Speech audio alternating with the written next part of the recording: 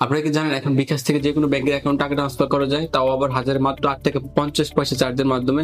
So চলুন আজকের ভিডিওতে আমি দেখাবো কিভাবে আপনি বিকাশ থেকে সরাসরি এনপিবিএস এর মাধ্যমে যে কোনো ব্যাংকের অ্যাকাউন্ট টাকা ট্রান্সফার করবেন। সো চলুন শুরু করা যাক আজকের ভিডিও। ওকে, প্রথমে আমরা মোবাইল স্ক্রিনে চলে আসবো। সো এখানে আমরা বিকাশ অ্যাপসটা লগ ইন করে নিব।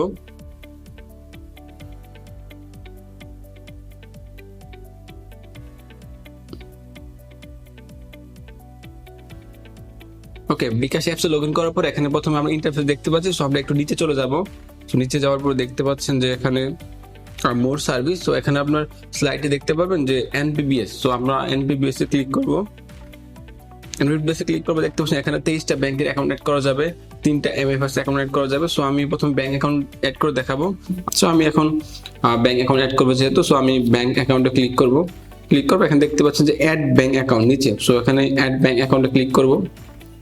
আপনি কোন ব্যাংক অ্যাকাউন্ট অ্যাড করবেন। এখানে 23টা ব্যাংক অ্যাকাউন্ট অ্যাড করতে পারেন, যেমন শাহজালাল ইসলামী bank, NRBC bank, mutual trust bank, ইসলামী ব্যাংক। মোটামুটি বাংলাদেশে প্রায় প্রথম সারি সব কয়টা ব্যাংক এখানে দেখতে পাবেন। সো আমি যেহেতু ইসলামী ব্যাংক অ্যাড করবো, সো ইসলামী ব্যাংকের উপর ক্লিক করবো। সো এখানে ইসলামী ব্যাংকের অ্যাকাউন্টের উপর ক্লিক করবো। করার পর এখানে দেখতে scan your face for verification, মানে এর মাধ্যমে হলো যে আপনি যে আপনার বিকাশ অ্যাকাউন্টে আপনার ফেসটা ভেরিফিকেশন করতে হবে যে আপনি অ্যাকাউন্ট অ্যাড করার জন্য। সো আমি এখানে আমার ফেসটা প্রথম ভেরিফিকেশন করে নিব।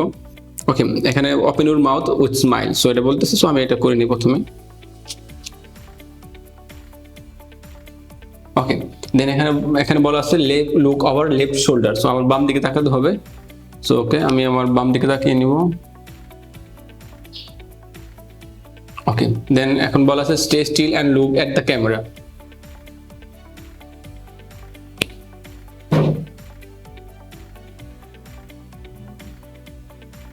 ওকে, একটু ওয়েট করা লাগবে।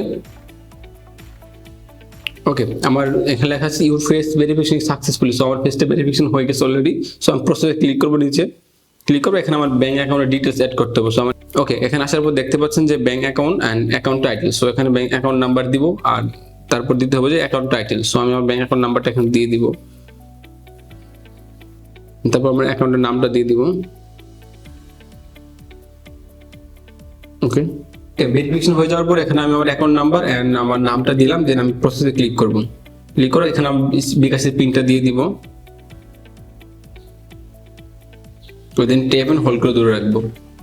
ওকে, এখানে দেখতে পাচ্ছেন bank account addition is successfully, মানে আমার ব্যাংক অ্যাকাউন্টটা বিকাশের সাথে অলরেডি কানেক্ট হয়ে গেছে। সো আমি চাইলে এখন বিকাশ অ্যাপস থেকে ব্যাংকে টাকা ট্রান্সফার করতে পারবো। চলুন দেখাবো এখন কিভাবে টাকা ট্রান্সফার করবেন। সো ব্যাক টু হোমে আসলাম। দেন আমি এখানে আবার এনপিবিএস এ ক্লিক করব। ক্লিক করার পর ব্যাংক অ্যাকাউন্টে ক্লিক করব। সো এখানে দেখতে পাচ্ছেন যে আমি মাত্র যে অ্যাকাউন্টটা অ্যাড করলাম এটা এখানে দেখা যাচ্ছে এমডি আসিফ, মানে আমার অ্যাকাউন্ট নাম্বার এখানে দেখা যাচ্ছে, আর নিচে লেখা আছে ইসলামী ব্যাংক বাংলাদেশ পিএলসি। সো আমি এখানে আমার ব্যাংক অ্যাকাউন্টে ক্লিক করব। করার পর আমি কত টাকা ট্রান্সফার করবো এটা দিব। সো আমি 1000 টাকা ট্রান্সফার করবো, দেখাই আপনাদের। 1000 টাকা ট্রান্সফার করবো, এখানে প্রসেসে ক্লিক করব।